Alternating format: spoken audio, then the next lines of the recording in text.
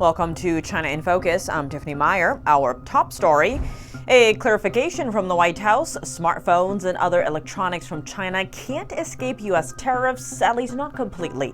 More on what President Trump said about tariffs on iPhones. You have to show a certain flexibility. Nobody should be so rigid. What's the true nature behind China's trade strategy? And would 400% tariffs force China to make a deal? An expert breaks it down. There's not much difference between 100% and 1,000%. And a number of stores located on U.S. military bases across the U.S. are owned by a Chinese company. Lawmakers are aiming to remove them.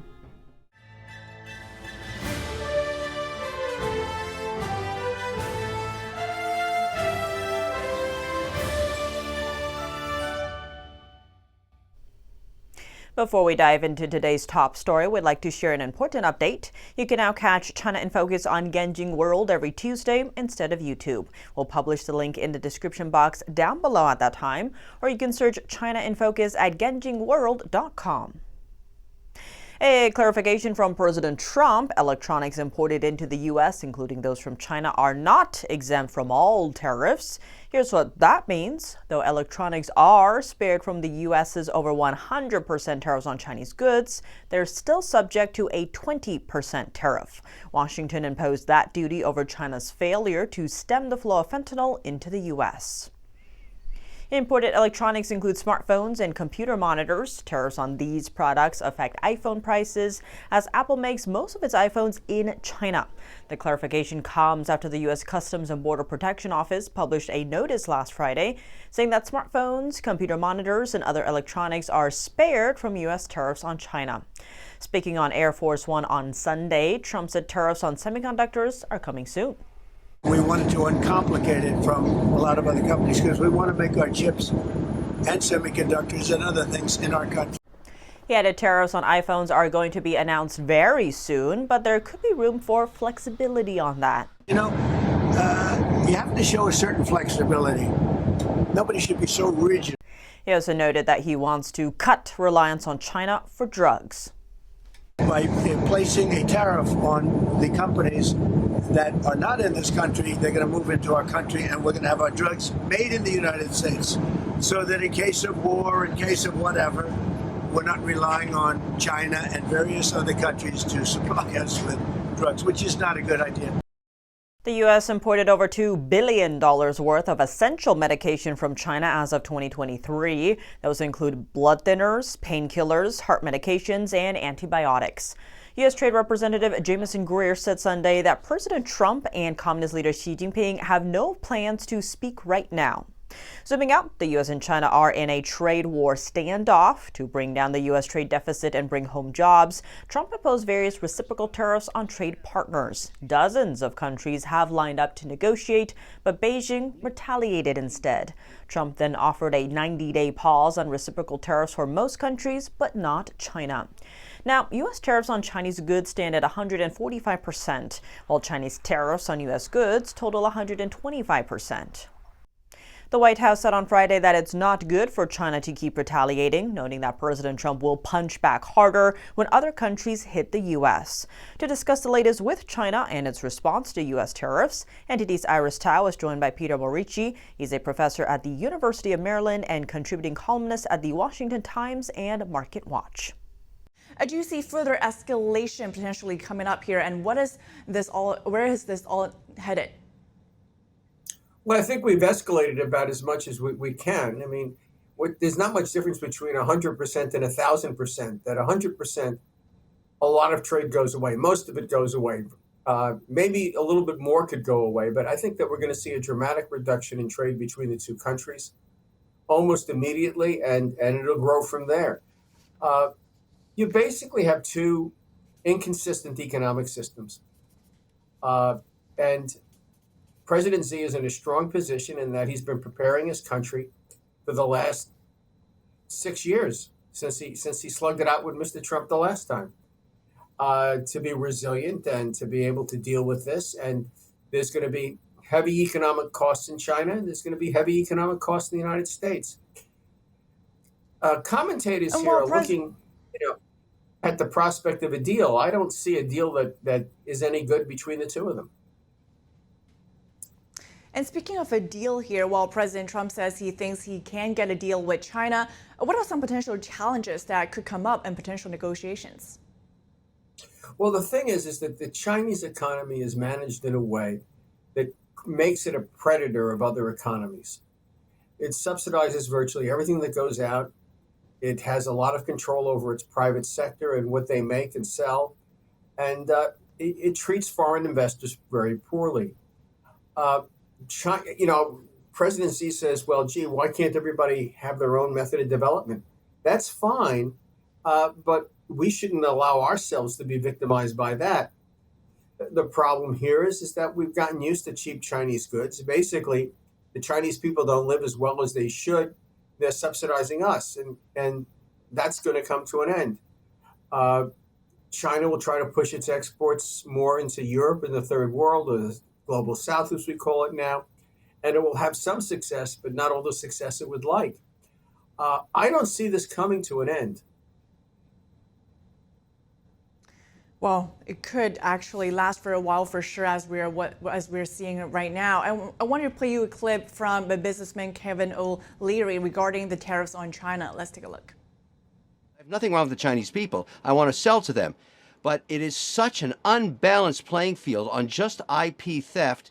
Let's go in with 400% tariffs, shut down all trade until Xi comes to the table and not just solves on tariffs. That's not enough. I need access to the litigation there. I want him to comply with the rules that he agreed to comply with in 2000 with the World Trade Organization. There's thousands of complaints about China, and nobody ever holds them to account. It's unbelievable what they get away with on our own domestic market. In your opinion, what has led to a lack of actions against China's unfair trade practices over the years, and what would push them to come to the negotiation table right now? Well, prior administrations have always felt that you can negotiate your way through a problem, especially the Biden administration. It felt it could negotiate on almost anything. And I guess what's happened is Americans have become exhausted with that approach. And a lot of our industries are threatened by Chinese mercantilism. And so I would point out there's a lot of support on both sides of the aisle for a tough stance on China. Where there isn't support is for a tough stance on the Europeans or what we're doing to Canada and so forth. There, Donald Trump is by himself. But when it comes to getting tough with China, I don't think that even the Democrats were satisfied with Joe Biden in that regard. What's happened is this has festered and festered and festered. China's gotten away with more and more and more. And at some point, it's like being in an abusive marriage. Think of this as an arranged marriage. And at some point, one or the other party just wants out. And that's what's happened. Donald Trump can say he can reconcile the situation, but Donald Trump believes he can negotiate a deal with anyone, including Vladimir Putin. I think that's silly. And my feeling is that if he comes up with a deal with China, Xi wins, because Xi will make another deal like he did the last time, whose terms he won't keep, and that will be advantageous for China, but not the United States. A number of stores located on military bases across the U.S. are all owned by one Chinese company, GNC. Lawmakers are calling it a matter of national security. A bill was introduced earlier this month and would remove those stores. NTD's Sean Marshall has more. Some may not know that GNC, the popular supplement retail chain, is owned by a Chinese company. Ultimately, under the control of the Chinese Communist Party, the company operates over 80 stores on American military bases. Senators Tom Cotton, Rick Scott, and Ted Budd are introducing a bill that would ban GNC and other stores controlled by China and other hostile regimes from operating on U.S. military bases. Congressman Pat Harrigan introduced companion legislation in the House of Representatives. Let me be clear. A foreign adversary has a physical, ongoing presence on our military installations. They're expressing concern that GNC operates with almost no oversight, has access to data on military personnel, and answers directly to a hostile foreign regime. This is not just about names and addresses. It's about behaviors, patterns, and vulnerabilities. The Chinese government has the tools they need to build detailed, individualized profiles on our troops, tracking habits, routines, deployment cycles, and even psychological flags. Everything a hostile intelligence service needs to start shaping a target. GNC used to be American-owned, and it was founded in 1935. It grew from a single store in Pittsburgh into a national chain until filing for bankruptcy in 2020. At that point, it was acquired by China's state-run Harbin Pharmaceutical Group. That's why I've introduced the Military Installation Retail Security Act of 2025.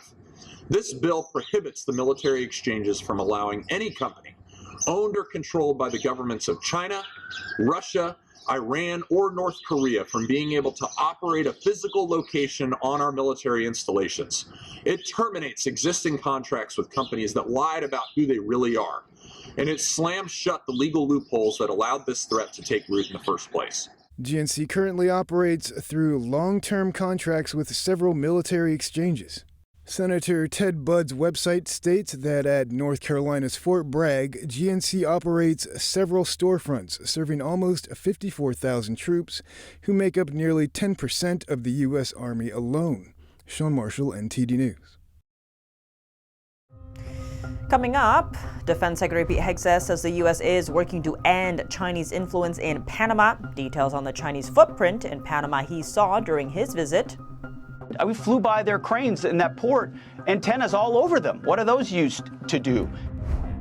Both the U.S. and China are trying to boost their relationships with Vietnam. What are the two world powers doing to woo this Asian country as trade tensions ramp up? Plus, more on the nation's strategic importance. And the tariff war between the U.S. and China. Are manufacturers in China already feeling its impacts? And what is the head of the Chinese regime's goal amid visits with China's neighbors? More on that after the break here on China in Focus. Welcome back to China in Focus. I'm Tiffany Meyer. A push to steer clear of Chinese influence in America's backyard. U.S. Defense Secretary Pete Hegseth said Sunday that China has too much influence over the Panama Canal, and America is going to take it back. That's after he traveled to Panama last week. Hegseth said he would sign a deal with Panama that would allow U.S. warships to, quote, sail first and free in the canal. Hegseth described the level of Chinese influence he saw during the visit. They're building a tunnel underneath the canal they're paying for. What could that be used for? Surveillance of submarines, of ships, bridges over the top, cranes within. We flew by their cranes in that port, antennas all over them. What are those used to do? We didn't see, by now, they're removing a lot of that signage, but removing signage is not enough. You've got to remove the insidious influence. Panama Canal. President Trump has repeatedly said he wants to take back the Panama Canal. More than 40% of U.S. container traffic travels through the key waterway. China is the canal's second largest customer behind the U.S. Both the U.S. and China are trying to boost its relationship with Vietnam, an Asian country of strategic importance. The leader of the Chinese Communist Party met with Vietnam's top leader to sign dozens of agreements Monday. The deals are designed to improve supply chains and cooperate on railway development. At the same time, the U.S. published a fact sheet on its relationship with Vietnam. This comes on Monday as China responds to U.S. tariffs targeting its export of low-cost goods. China is currently facing a 145% tariff on all exports, while Vietnam faces a potential 46% tariff on goods sent to the U.S. Even though trade relations between China and Vietnam have improved, the two often clash over territory in the South China Sea.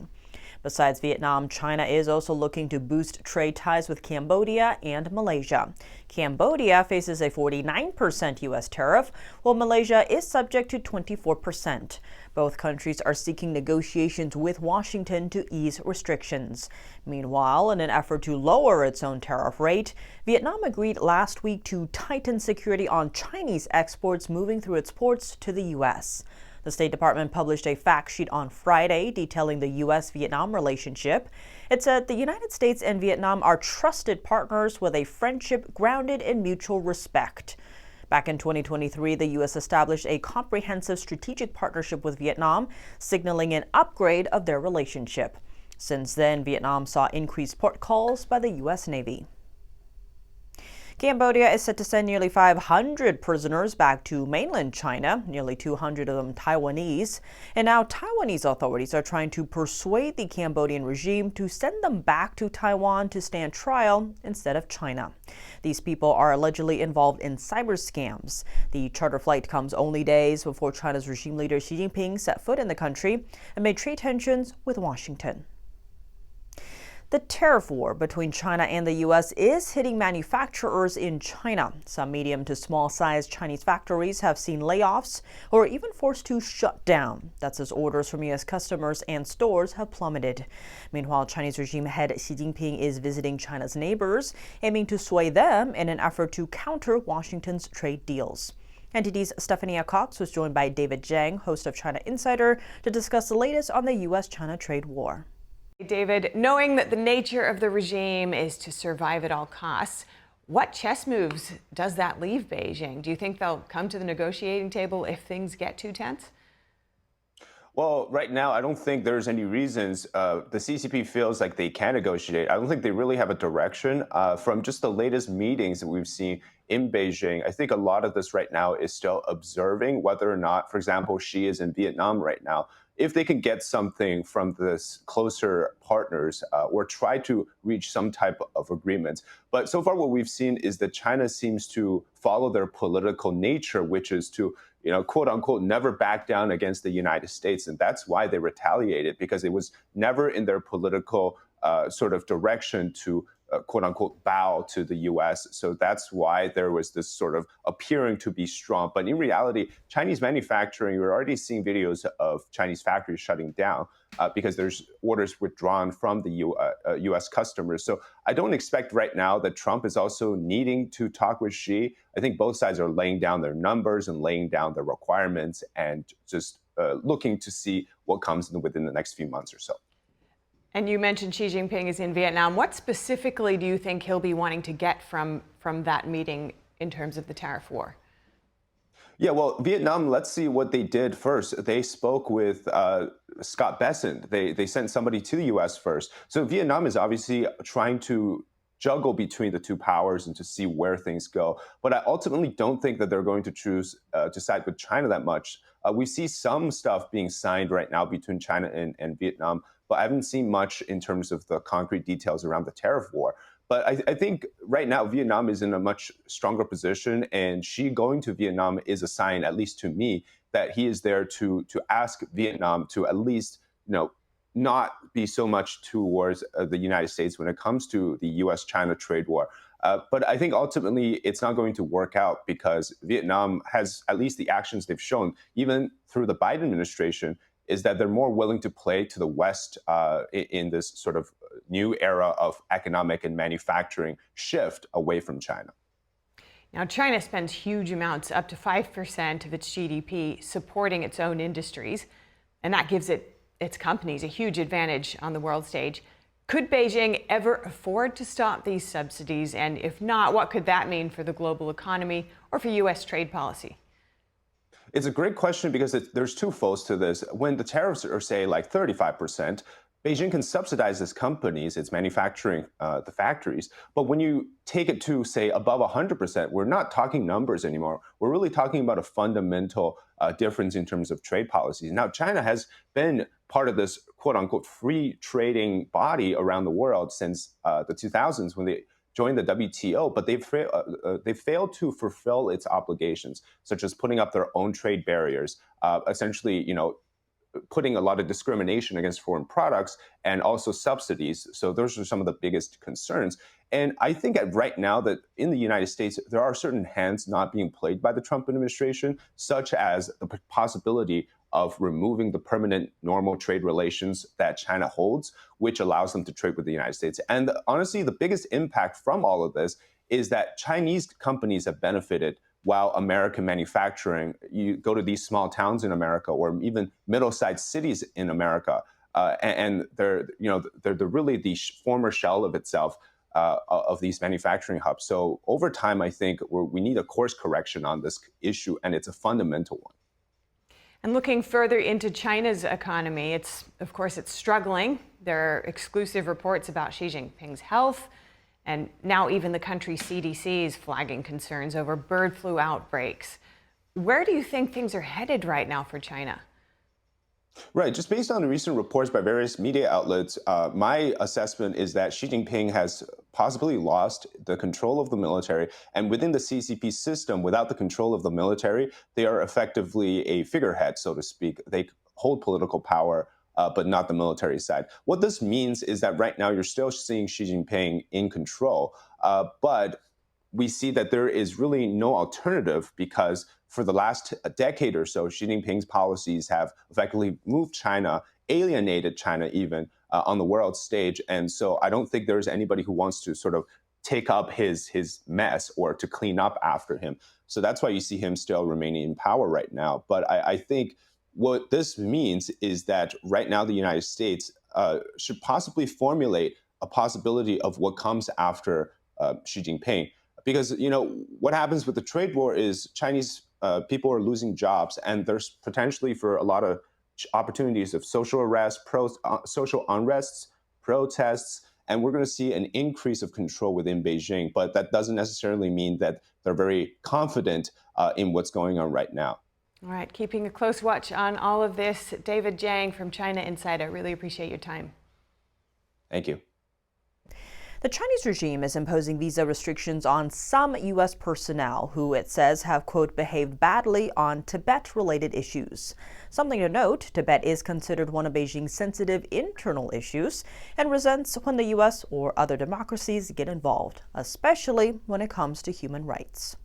The response came after Washington imposed additional visa restrictions on Chinese officials involved in policies governing access to Tibetan areas. The U.S. has accused the Chinese Communist Party of refusing to give U.S. diplomats, journalists, and other international observers access to Tibet and Tibetan areas of China. The Chinese regime's foreign ministry spokesperson said Tibet-related issues were China's internal affairs. International human rights groups and Tibetan exiles have long condemned the Chinese Communist Party's oppressive rule and egregious human rights abuses in Tibetan areas. The Chinese Communist Party occupied Tibet in the 1950s. Tibet's spiritual and political leader, the Dalai Lama, later fled to India. It is commonly believed that hundreds of thousands of Tibetans died due to political campaigns initiated by the CCP. And that's all for today's China in Focus. I'm Tiffany Meyer. If you have any feedback on the show or have something you'd like to see us cover, send us an email at chinainfocus@ntd.com. We'd love to hear from you. For on-the-clock original news coverage, visit us at ntd.com or download our NTD app. Thanks for watching. See you tomorrow.